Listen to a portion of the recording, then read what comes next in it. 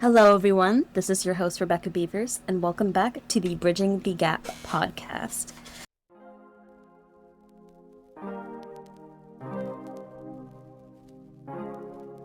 Today, we are talking about Crossroads, a DEI in crisis, and I have a special guest with me today. We have our political analyst, also known as my older brother, Zachary. All right. So our first topic we're going to talk about is in January of 2025, President Trump signed Executive Order 14173, which targets DEI practices at the federal level and pressures private employers to shift toward merit-based systems. From a political perspective, what message was this executive order trying to send? And to whom? So, I think he's trying to send a message to his white base. I think it was intended for the white people who voted for him. But I think a lot of people can read into it differently. So, I think there has been a lot of anxiety over people having jobs and other people looking in from the outside think they don't deserve, whether jobs should be going to someone more deserving, what have you. Now, for his white base, like I said, there's a lot of people who hear things differently. Plessy versus Ferguson came down, and the key phrase from that ruling was separate but equal. There wasn't necessarily opposition from white or black people to it at first, but each group heard something different. White people heard separate, and black people heard equal. And that's how they approached that ruling from both sides. Now, fast forwarding almost 130 years back to the present, and they say we're restoring merit-based opportunity and eliminating illegal discrimination. White people, I think, are focusing more on the idea of it being merit-based, and black people are looking at discrimination. More broad, what I think is that a lot of people who wanted to have something good to take from it, they looked at that and they said, we're getting merit-based opportunity back. Now, from their perspective, not from white people's people, like white Trump supporters, the idea is that they think that they have put in the work and they're putting in the merit and they're not getting a return. They're not getting the jobs they think they should be getting. They're not getting the positions they think they should be getting. So to hear that, they're thinking, good, it's a level playing field. There are people of color that are eliminating illegal discrimination. That sounds good. That's a good thing. You gotta keep an eye, they're gonna keep an eye on that to see if that happens. And when it comes to each of those groups, I think there's different people that both would agree on unfairly getting jobs. It might surprise you, but I think white people, by and large, think that jobs are being taken by immigrants. And I think to them, anyone who is in a leadership position and is not white, they're not getting the job, that they don't deserve to have that job. And for white people, they're imagining probably mostly like Africans, Asians, Hispanics. I think for black people, there's a lot of Hispanic anxiety. Maryland especially is a very different state today from how it was 20 years ago. The Hispanic population, I think, tripled in the last 20 years. A lot of them are coming here. You go to a place where a lot of people who are from where you're from are. Right? A lot of Salvadorans settled here first. Now a lot of Salvadorans are moving here because their families are here. And I think a lot of black people are saying it's hard for them to get into the job market because black people struggle to get into the middle and higher levels in general because of systemic holdovers, past discrimination, and I guess a resurgence in that more recently. And they're thinking if all the Hispanics went away, those jobs would go back to being for them. Something along the lines of Trump's rant about black jobs last year. I think when he talks about that, I think there's a lot of people who do think there's a lot of immigrants, especially here, who are getting jobs that they shouldn't be getting. Americans should be getting them. All right. moving on to our next talking point. PBS recently reported that over 400 colleges have eliminated or rebranded DEI programs in just the past year. Why are universities reacting so quickly and so dramatically to political pressure? I think it was surprising that Harvard lost that Supreme Court case last year. That's where it all started. Harvard lost that Supreme Court case over affirmative action. And it's really interesting because I think what people are imagining is sort of tied to the DEI thing as well. These are all related. But I think what people imagine is an institution says we want to have a more diverse workplace. Now, some people, mostly white, immediately say, well, what does that mean? And they imagine there's now this panel of people and they're deciding there's 100 seats.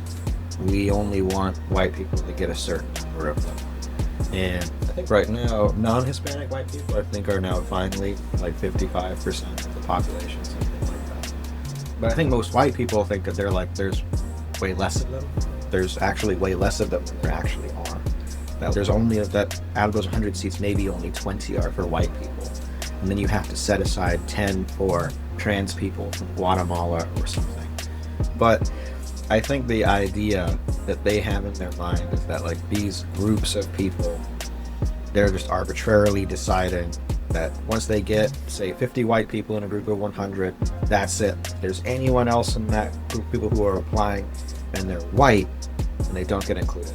And I think in reality, it was never that simple.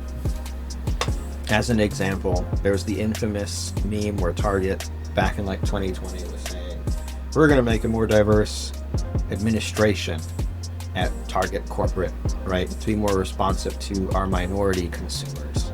And they specifically said they wanted to hire more black people in business. So that would be black people who have SBs, ABs in business, or MBAs, right? And then when the hiring practices just never really panned out that way, they ended up hiring mostly white people at the end of the day, and like the number of black people hired in those positions only increased moderately in the next year. Target just replied like throwing their hands up and saying there just aren't a lot of black people in business. And there's more black people with MBAs. There were more black people with MBAs in 2021, they said this, than there had ever been before. They were out there if Target was willing to go and look. And but like in reality, what I think Target was shooting for, and I don't think they even met their own internal goal, was that they wanted, say, if they were going to hire 15 people at administration, maybe they would hire some additional people to work as like in that type of outreach, and they wanted them to be black or something. And Target just never bothered to really look because most hiring is done based on referral, and it's going to be hard to find black people on referral. And it's similar for like college admissions. I think it's a little bit more flexible. From what I understood, some colleges were doing that where there would be a set number of people, and then if it was a 600 seat group, they would set aside only, it's like 10 of them had to be black, and then 10 of them had to be Hispanic, and then 10 of them had to be this. And then they would try and be a little bit more open to an open process for admitting people based on their background, but not really with the idea of their race in mind. And then some schools, from what I understood, they would do normal admissions, fill up, and then they would add additional seats for particular minorities. So the normal admissions process would happen, and then if a minority person didn't get in, they might get a second chance at whatever. And the idea of trying to avoid excluding white people too much. As it turns out, all the people doing these programs are white. But there's just a mismatch between how that worked and the reality of that's not how people saw it as working. And in general, I think if you want to have a truly like fair society, you've got to look at it from both ways, and it becomes way more complicated. And that's partially why Harvard lost that case. I think it's very hard to say that you're making admissions on the basis of racial equality and you're doing affirmative action, that's not a racially equal process. Now, the argument for why Martin Luther King Jr. made the argument in favor of it back in the admission, it wasn't racially equal. But you can't start treating people equally when certain groups are already at a disadvantage. That was the idea. Are black people in a better position to not have affirmative action today than they were 60 years ago? I would say yes. Things have improved a lot. Were we ready to drop it? I don't know. I think you can only say that with the benefit of hindsight. So we'll have to see where black people are 10 years from now if we were ready to drop it. But I think affirmative action programs like that just never were going to survive a Supreme Court challenge. It just took this long to get there. I think it's because the culture now has very obviously shifted. Harvard lost that case, and then the American people returned a party that campaigned on getting rid of all that and punishing people who believe in it as harshly as power, and gave them the trifecta. And so that trifecta now compliments the court that they all lost the case in before. So it's just an acknowledgement that there's writing on the wall. They can't afford to all keep going to court like this repeatedly and keep losing. And there's no sense they would win in the future. All right, so my next point that I have on here is we're also seeing a shift in federal priorities, like increased funding for HBCUs but cuts to Hispanic serving institutions, which there aren't many of. How do moves like that fit into the broader political strategy around DEI? I think, and a lot of black people are worried because Trump is not very friendly to black people, but I think the movement in general, the reason why it got so many supporters, not just from white people, from across the black people had a little bit more of a sluggish performance in the past 2024 elections than they had before, to degree of like Hispanic voters. But it was noticeable enough that people said, or even though black people turned out 89% for Kamala, they normally turn out like 95% for whoever the Democrat is. And I think that's because MAGA as a movement had been marketing DEI in different ways to different people, how people want to hear it. White people in general, I think, are just very anxious about anybody who isn't white getting these types of positions and calling it DEI. But then other groups who aren't white have their own idea of how that looks. Like to black people, I think there's a lot of Hispanic anxiety in the black community. I think black people like having a lot of Hispanic people be around. And I think Hispanic people, they've brought their own problems racially from their own countries. And a lot of Hispanic people out there who don't hold high opinions of Africans, as an example. And then Africans bring their own problems. So they all interpret it in that, from the context of that. This movement is saying, we're going to remove the people who don't deserve it, and those people who don't deserve it are the people you don't like. It was, how do moves like that fit into the broader political strategy around it? The broader political strategy is we want to get, in general, what they all have in common, the through line is, even for immigrants, to some immigrants, there are immigrants who don't deserve to be here. I think black women are very assertive. I think it's very hard to find black women who don't do that, especially if they've made it into positions of authority in the workforce. And as we all know, white people in general, white men in particular, and also men in general, we'll throw black men in there too, they have an issue with that. And I think there's always been a cultural undercurrent that women in general, black women specifically, don't have a lot of business being in the workforce. What people are reading from the message of MAGA is that there are people who you don't like who are getting things they don't deserve. A lot of people, black women, don't deserve having a lot of those positions because they don't like them. So when the DEI roll back, anyone you don't like is DEI. They don't deserve it. So I think it's probably just as simple as that. I think to black women who are finding themselves struggling, it doesn't matter how those guys arrived at those positions. All right. Our last and final topic for this episode is, with new lawsuits, federal executive orders, and hundreds of campus DEI cuts, do you think DEI is being dismantled, rebranded, or reshaped into something else entirely? People who are educated know that there is a value in diversity. And language is a very fluid construct. What we've been watching, for instance, from the right, is them hopping from word to find ways to make words that were used by people who they don't like, appropriate them to make them negative.